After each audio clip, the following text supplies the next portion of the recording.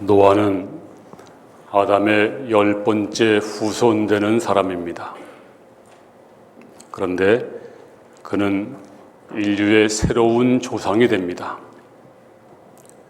물론 아담이 우리의 조상이지만 그런데 새로운 조상, 바로 노아입니다. 이 노아 이름의 뜻은 위로한다는 뜻을 가지고 있습니다.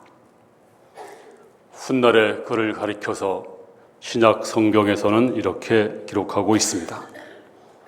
히브리서 11장 7절에 믿음으로 노아는 아직 보이지 않는 일에 경고하심을 받아 경외함으로 방주를 준비하여 그 집을 구원하였으니 이로 말미암아 세상을 정죄하고 믿음을 따르는 의의 상속자가 되었느니라.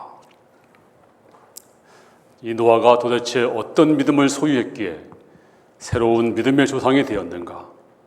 또 의를 쫓는 새로운 그 의의 후사가 되었는가를 알아보겠습니다. 먼저 그 노아 시대의 상황을 한번 보겠습니다. 오늘 본문 6절에 보니까 땅 위에 사람 지으셨음을 한탄하사 마음에 근심하시고, 하나님이 사람을 지으신 것을 후회하고 그리고 한탄할 정도로 사람들이 죄악에 관영되어 있었습니다. 그런데 불신자들은 그렇다고 하더라도 문제는 신자들입니다. 신자들도 타락을 했습니다. 오늘 2절 말씀에 보면 하나님의 아들들이 사람의 딸들의 아름다움을 보고 자기들이 좋아하는 모든 여자를 아내로 삼는지라. 여기에 하나님의 아들들이 나옵니다. 이 하나님의 아들들이 누굴까? 그래서 주석을 많이 참고해 보니까 대부분 학자들이 이렇게 주석을 하고 있습니다. 여기서 하나님의 아들들은 이제 하나님이 아벨 대신 주신 아들이 있습니다. 바로 셈입니다. 그래서 셈의 후손들이 하나님의 아들일 것이다, 그렇게 해석을 합니다. 또 사람의 딸들이 나옵니다. 이 사람의 딸들이 누굴까? 사람의 딸들은 하나님을 떠난 가인의 후손들, 또 하나님을 떠나서 에덴 동편으로 가서 자기들의 인간의 문화를 만들었던 가인의 후손들이 이제 사람의 딸들일 것이다, 그렇게 말합니다. 문제는 하나님의 아들들, 하나님을 믿는 사람들입니다. 오늘 성경이 말하기를 하나님의 아들들이 사람의 딸들의 아름다움을 보고 자기들이 좋아하는 모든 여자를 아내로 삼는지라, 이렇게 말하고 있습니다. 그 당시에 하나님의 아들들이 있었습니다. 하나님의 사람들이 있었습니다. 아마 저들은 기도하고 찬송도 했고 예배도 드렸을 것입니다. 그런데 저들의 삶의 스타일은 불신자와 똑같았습니다. 사람의 아름다움을 보고 모든 여자를 아내로 삼았다, 이렇게 말씀해 주고 있습니다. 그러면 그 당시 사람들의 그 상황이 어떠했는가? 또 6절은 5절 말씀은 또 이렇게 말씀하고 있습니다. 여호와께서 사람의 죄악이 세상에 가득함과 그의 마음으로 생각하는 모든 계획이 항상 악할 뿐임을 보시고, 여기 보면 그 마음의 생각과 그의 계획이 언제나 항상 악했다 그랬습니다. 사람이 짓는 죄 중에서 우발적인 범죄가 있고 계획적인 범죄가 있습니다. 우발적인 범죄는 그래도 정상 참작을 합니다. 그런데 계획적인 범죄는 아주 죄질이 나쁘고 형량도 무겁습니다. 근데 그 당시 사람들은 어떠했는가? 생각이 항상 악했습니다. 그리고 죄질 생각만 하고 계획을 그렇게 세우고 있었습니다. 눈만 뜨면 나쁜 일을 어떻게 할까 계획하고 생각했습니다. 지금도 별반 다르지 않습니다. 자, 이때 하나님이 그들에게 어떤 경고를 주셨는가? 어떤 경고를 주었는가 보겠습니다. 오늘 3절에 보니까 여호와께서 이르시되 나의 영이 영원히 사람과 함께하지 아니하리니. 이 말씀의 뜻은 하나님의 임재가 사람에게서 떠난다는 얘기입니다. 사람이 왜 사람이겠습니까? 우리는 하나님의 형상으로 지음받았습니다. 그래서 하나님의 형상, 하나님이 우리 안에 거하십니다. 그런데 하나님이 떠나가면 우리는 빈집이 됩니다. 가끔 시골에 가면 빈집을 볼 수가 있습니다. 옛날에는 큰 집이었습니다. 아주 좋은 집이었습니다.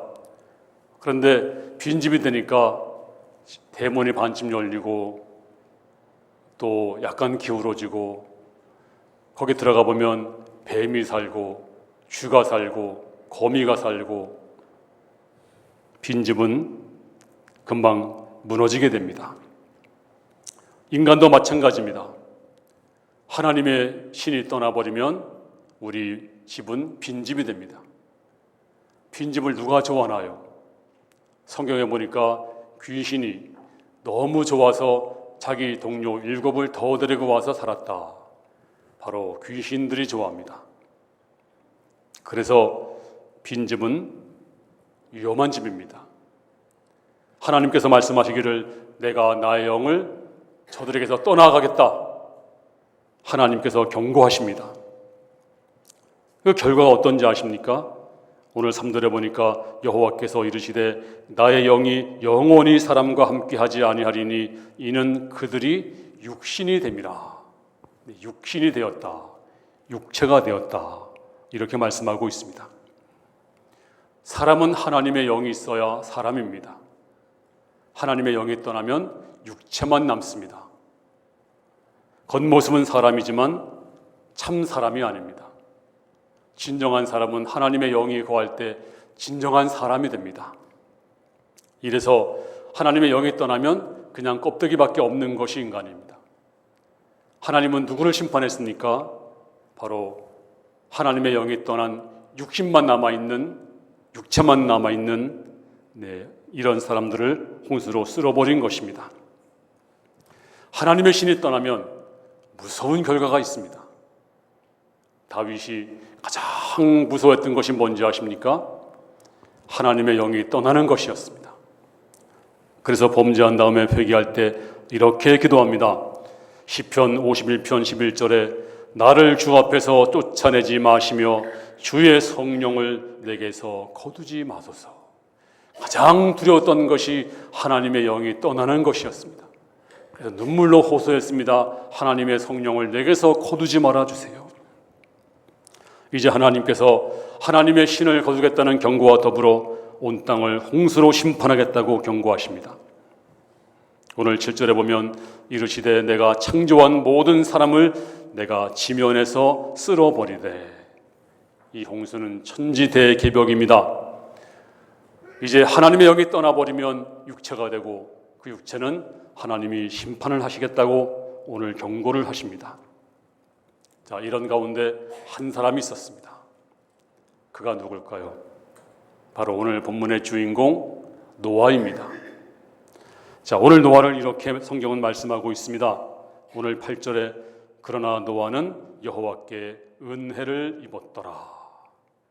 그 모든 사람들이 신자든 불신자든 모든 사람들이 타락한 그 와중에서, 하나님을 떠난 그 와중에서, 모두가 육체가 된 그 와중에서 노아 한 사람만이 은혜를 입었습니다.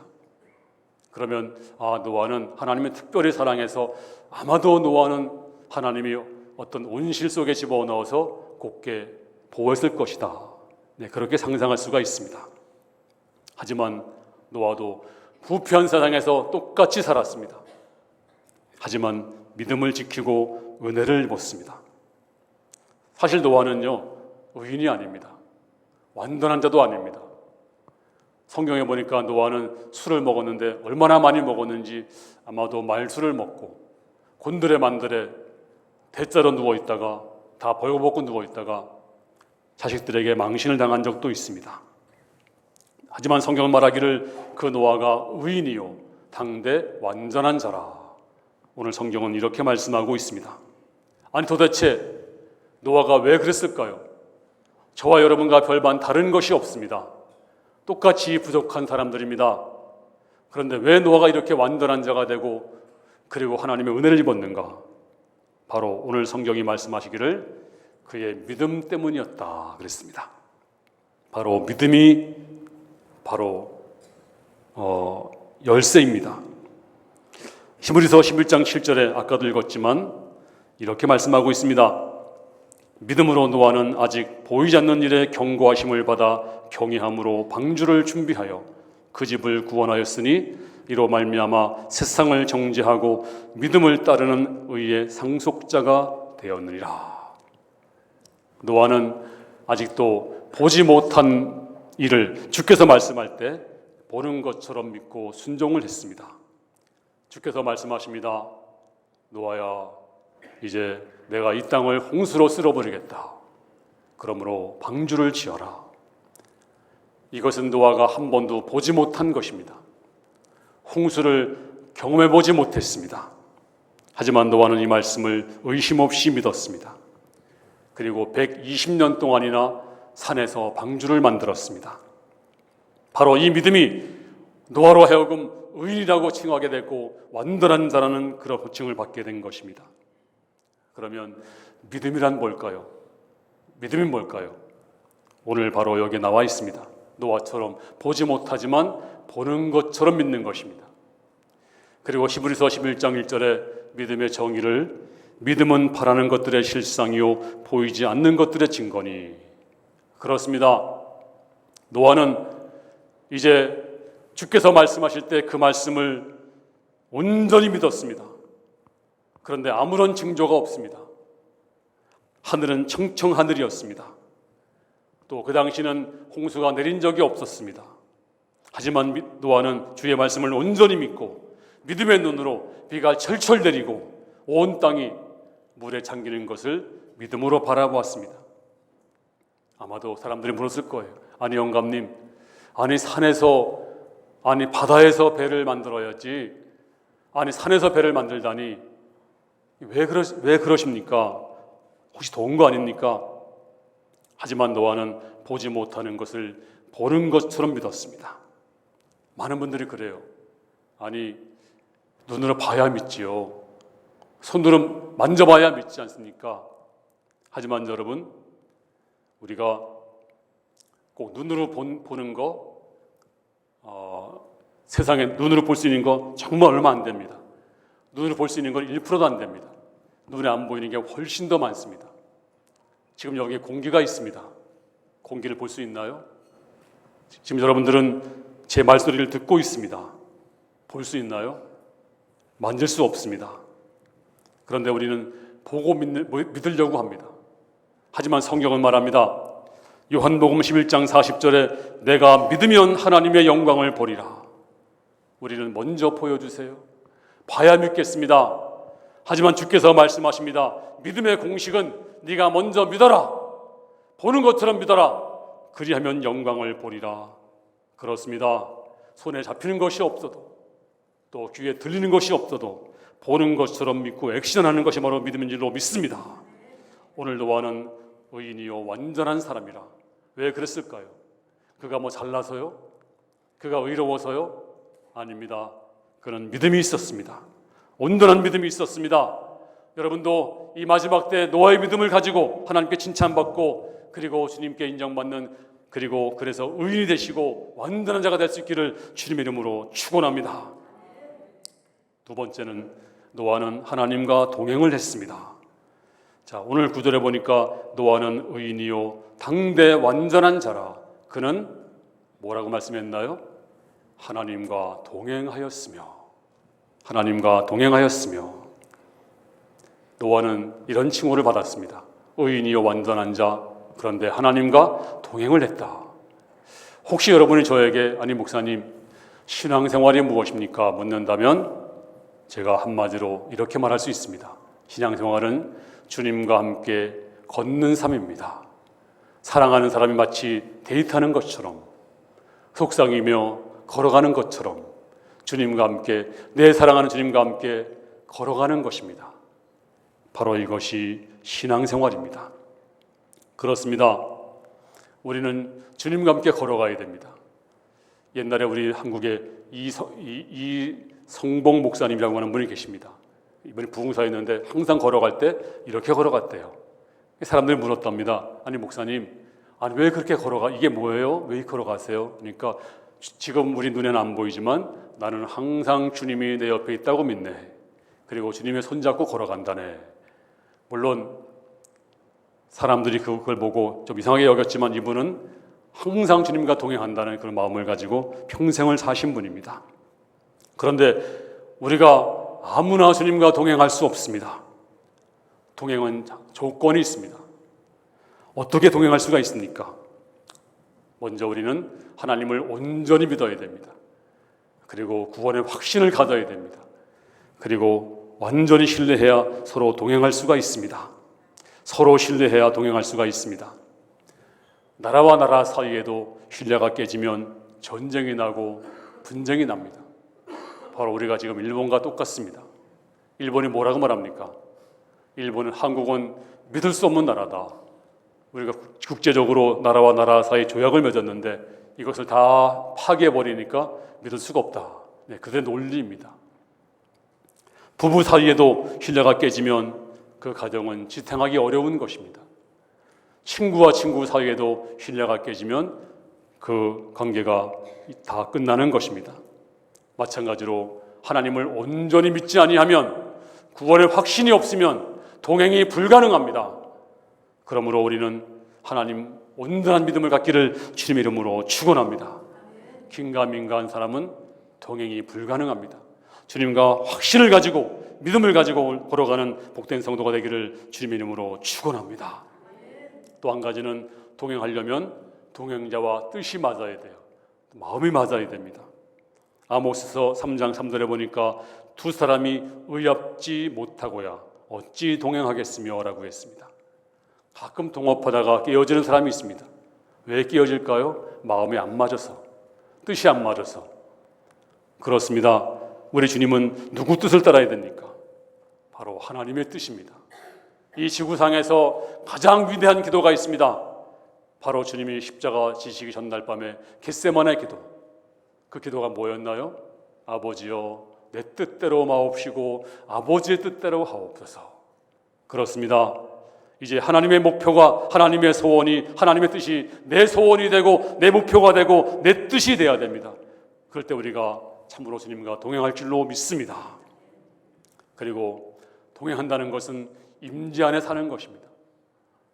많은 분들이 범죄합니다. 왜 죄를 지을까요? 아무도 보지 않는다. 하지만 이 순간 이 현장 하나님은 불꽃 같은 눈으로 우리를 보고 계십니다. 그러므로 죄가 있는 곳에는 교제가 끊어지는 것입니다. 빛과 어둠은 공존할 수가 없습니다. 그러므로 하나님 앞에 내가 항상 주님 임재의식 가지고 그리고 믿음으로 살아가는 성도가 될 수 있기를 주님의 이름으로 축원합니다. 또 동행은요, 우리가 성숙해야 됩니다. 그리고 동등해야 됩니다. 동행하려면 혼자도 길을 걸을 수가 있어야 되고 혼자도 먹을 수 있어야 됩니다. 동행자에게 피해를 주면 안 됩니다. 어린아이에게는 동행이 아니고 보호와 돌봄이 필요한 것입니다. 그러므로 동행하려면 우리가 참으로 성숙해야 됩니다. 근데 요즘에 3부 예배는 아니고 2부 예배 때 나온 분들이 많이 그런 분이 계세요. 교회 오랫동안 나왔지만 만년 갓난아이가 있습니다. 이게 뭘까요? 수년 설교를 들었지만 그런데 저들의 신앙이 자라지 않습니다. 그리고 기저귀를 차고 있습니다.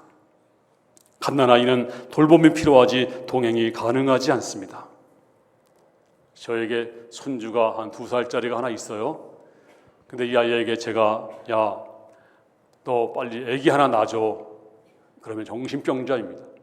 제가 그 아이에게 주여 아이를 낳게 해주시옵소서 통사정을 하고 40일 금식기도해도 이건 가능한 것이 아닙니다. 아이가 자라서 성숙하면 나중에 내가 금식기도 안 해도 자연스럽게 애를 낳는 것입니다. 마찬가지로 미숙한 성도는 주님과 동행할 수 없습니다. 어린아이는 돌봐야 되지 동행이 불가능한 것입니다. 그러므로 여러분들이 장성해야 됩니다. 믿음이 자라야 됩니다. 이제 시험에서 넘어지지 말고 시험도 어떤 시험이라도 이길 수 있는 그런 강력한 믿음을 가진 성도가 될 수 있기를 주님의 이름으로 축원합니다. 어제 제가 신방을 갔다 왔는데 어디 가냐면 저 영종도를 갔다 왔습니다. 영종도 가서 참 은혜 많이 받았습니다. 이번에 우리 교회에서 은혜 받고 영종도까지 이사를 갔어요. 근데 그분이 이제 통해서 제가 들은 얘기인데요. 그날도 이제 교제를 많이 나누면서 근데 태풍이 얼마나 부는지 점심을 먹는데 바닷가에 있는 식당인데 막 지붕이 막 날아가고 제가 그렇게 파도가 심한 서해 바다를 처음 봤습니다. 그러면서 여러 가지 얘기를 하면서 참 즐거운 시간 가졌습니다. 그분이 말하기를 자기는 죽어도 갈보리 교회를 떠나지 않는데요. 왜냐하면 갈보리 교회가 은혜 받은 교회이고 그리고 정말 하나님이 함께 하시는 교회이고 아무리 멀어도 이제 갈보리 교회 떠날 수 없다고 간증한 그 모습이 너무나 아름다웠습니다. 아, 믿음이 살았구나. 처음에 올 때는 그러지 않았거든요. 근데 참 믿음이 살아가지고 너무너무 좋은 모습 보니까 얼마나 행복한지. 그리고 이제 막 다리를 건너자마자 나중에 보니까 그 다리가 이제 못 가게 했다고요. 태풍 때문에. 근데 잘 다녀왔습니다. 그렇습니다. 여러분 혹시 여러분 가운데 믿음이 성숙하지 못하면 그분은 주님과 동행할 수 없습니다.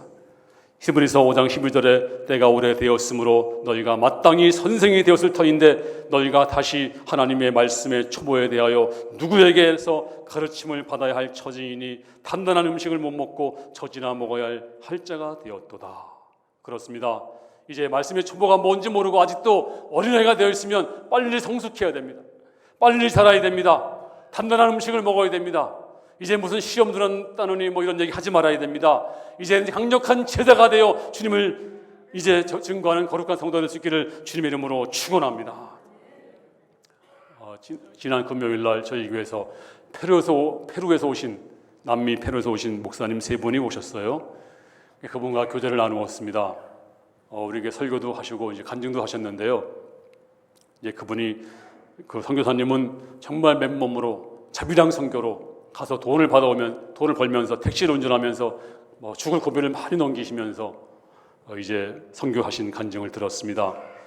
그런데 같이 따라오신 그 페루 목사님들이 그런 얘기 말씀하시는데요. 서울에 내리자마자 야, 서울 정말 깨끗하다, 정말 좋다. 페루하고 비교해 보니까 페루는 먼지가 많죠, 빵빵거리죠, 복잡하죠. 그런데 서울에 오니까 너무 아름다워서 또 서울만 그런가 보다 했더니 부산을 갔대요. 부산 가더니 더 좋더라는 거예요. 그 광안대교 어디 거기가. 그래서 야, 부산 정말 어떻게 이런 도시가 또 있나. 아마 여기 두 번째 도시니 그렇겠지. 순천에 갔대요. 순천에 갔더니 이제 그분 형사님 고향인데 가보니까 더 좋은 거예요. 더 바닷가가 너무너무 좋고 그래가지고 도대체 한국은 어떤 나라길래 이렇게 복을 받았는가. 가는 곳마다 도로가 쫙 뚫려 있고 자기 나라는 그냥 도시만 거기 수도만 벗어나면 그냥 다 흙길이고 자갈길이고 갈 수가 없는데 보니까 길이 다 뚫려 있고 또 주변에 그냥 그 산들마다 정말 아름다운 그 동산 나무가 빽빽하게 있고 지상천국이라는 거예요. 도대체 이렇게 좋은 나라가 어딨냐고, 이렇게 복받은 나라가 어딨냐고. 정말 선교사님이 처음에는 무시했대요. 한국에 와보니까 이런 좋은 나라 버리고 우리나라 와서 헌신했구나 생각하니까 너무 존경스럽고 무릎을 꿇었다는 거예요. 그분 앞에 가서 무릎을 꿇고 감사합니다. 우리에게 이렇게 좋은 나라 버리고 여기까지 와서 이렇게 하시니. 그러면서 다시 이제 돌아가서 열심히 하기로. 근데 그분이 그래요. 하기 싫다고, 여기가 좋다고. 그렇습니다. 주님은 어떤 분이신지 아십니까? 주님은요, 편협한 분이 아니세요. 우리가 주님 연상할 때 성화를 많이 보니까 성화 속에 나온 예수님은 어떠세요? 금발머리, 또 하얀 피부, 그리고 천을 두르시고 샌들을 신으시고, 그리고 성화 보니까 어린 양을 안고 계시고, 또 최후의 만찬의 그 모습 보니까 참 인자하시고. 그런데 사도 바울이 그랬습니다. 그런 줄 알았습니다. 그런데 주님 기도하는 중에 천국에 가서 주님 만나본 다음에는 너무너무 놀라서 이렇게 간증을 하고 있어요. 고린도후서 5장 16절에 비록 우리가 그리스도도 육신을 따라 알았으나 이제부터는 그같이 알지 아니하노라. 정말 주님 만난 다음에 그분이 어마어마한 분이었습니다. 놀라운 분이었습니다. 상상을 초월한 분이었습니다. 사도 요한도 반모섬에서 주님을 만났는데 그분이 너무너무 어마해서 얼굴이 힘있게 비치고, 그리고 목소리는 맑은 물소리 같고, 그리고 7뼈를 쥐고 있고, 너무 놀라서 죽은 자 같이 되었을 때 주께서 말씀하십니다. 요한아, 일어나라. 내가 전에 죽었었노라. 하지만 내가 이제 부활하여 내가 심판의 권세를 가졌노라. 그렇습니다. 그래서 이제 요한이 보니까 주의 모습이 너무 놀라워서 요한계시록 5장 11절에 보니까 이렇게 말씀하고 있습니다. 또 내가 봄에 들음에 보좌와 생물들과 장로들을 둘러선 많은 천사의 음성이 있으니 그 수가 만만이요 천천이라. 12절 큰 음성으로 이르되 죽임을 당하신 어린 양은 능력과 부와 지혜와 힘과 존귀와 영광과 찬송을 받으시기에 합당하도다 하더라. 그렇습니다. 우리 주 예수님은 영광스러운 하나님이시고 지금도 살아계셔서 역사하시고 심판주가 되신 예수님, 우리 그분과 동행한대요. 얼마나 놀랍습니까? 그분께서 말씀하십니다. 내가 너와 동행하겠다. 신앙생활이 무엇입니까? 그분과 동행하는 것입니다. 그분과 대화하는 것입니다. 그분과 데이트하는 것입니다. 바로 이것이 신앙생활입니다. 근데 우리는 이제 우리가 이 선입관련이 있는데요. 자, 한번 바울의 말씀 한번 먼저 들어본 다음에 제가 설명을 드리고 마치려고 합니다. 고린도후서 3장 14절 말씀 다 같이 읽겠습니다. 시작. 그러나 그들의 마음이 완고하여 오늘까지도 구약을 읽을 때 그 수건이 벗겨지지 아니하고 있으니 그 수건은 그리스도 안에서 없어질 것이라. 사도 바울이 말씀하시기를 너희가 성경을 읽을 때 수건 쓰고 읽고 있다. 그러므로 수건을 벗으라. 그래야 너희가 성경을 바로 볼 수 있다. 유대인들은 율법의 수건을 쓰고 항상 율법 중심으로 성경을 보았어요. 지금도 마찬가지입니다. 어떤 사람은 이데올로기 중심으로 수건을 쓰고 성경을 보고 있어요. 어떤 사람들은 또 귀신 중심으로 성경을 보고 있어요. 어떤 사람들은 신비주의를 쓰고 성경을 보고 있습니다. 이 모든 수건을 벗어버려라. 그리고 성경 안에만 예수님이 있는 줄 알아요. 아닙니다. 주님은 항상 함께 계셨어요. 또 예배를 드릴 때도 교회에 와서 앉아서 이제 찬송을 부르고 성가대가 찬양을 하고, 그리고 제가 영감 있는 설교를 하게 되면 주님이 공중에 계시다가 내려와서 우리 예배를 받으시는구나. 하지만 여러분, 예수님은 언제부터 있었습니까?